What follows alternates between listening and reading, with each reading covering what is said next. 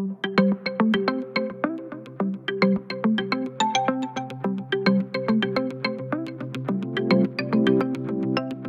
name is Rob Wasmer. I'm a professor of public policy and administration here at Sacramento State.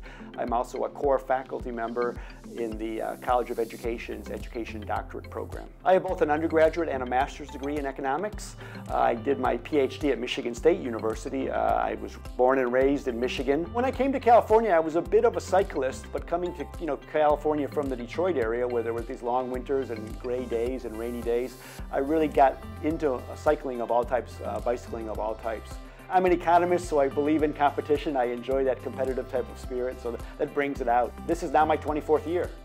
I've been teaching the public policy and administration program. One thing I've adopted for my public policy students is this method called the 8-step path to policy analysis, and have students take an entire day where they chose 2 higher education issues and 2 K through 12 issues. So that was fascinating, have an entire day of that. Students pick out their own alternatives. They lay out this method of approaching it in a rational way, make a presentation to themselves and to an audience, and then we brought some people in from the community to actually hear their presentations and then to react to those presentations. I've had a very specific line of research in education, both in K through 12 and community college. Done a lot of work on these API scores, the Academic Performance Index scores, trying to understand why some schools are doing very well in them, some aren't doing so well in them.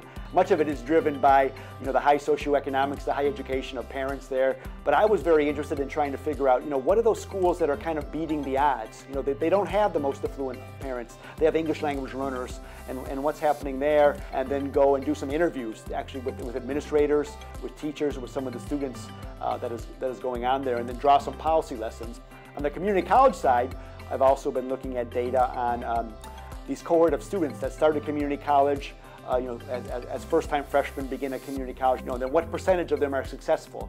And you look across California community colleges for the last 5-10 years, the numbers vary from 30% to 90%. I am a public policy person, so I do all this type of research, not just for purely academics or for getting it published, but to actually put some information out and try to make a difference.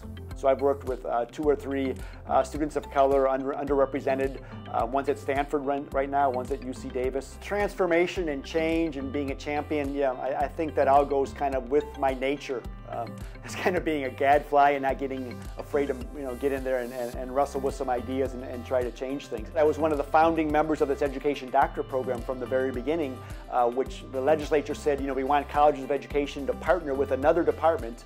Being in Sacramento, it was natural to come to public policy. So I was a champion, to bring some more of these economic and these political science ideas in and continue to do that. We teach two individual classes in education policy here, which is different than all the education doctorate programs across the state. Then I'm actively involved with graduate education at Sacramento State. I'm on a graduate policy council, a chair for the last 7 or 8 years.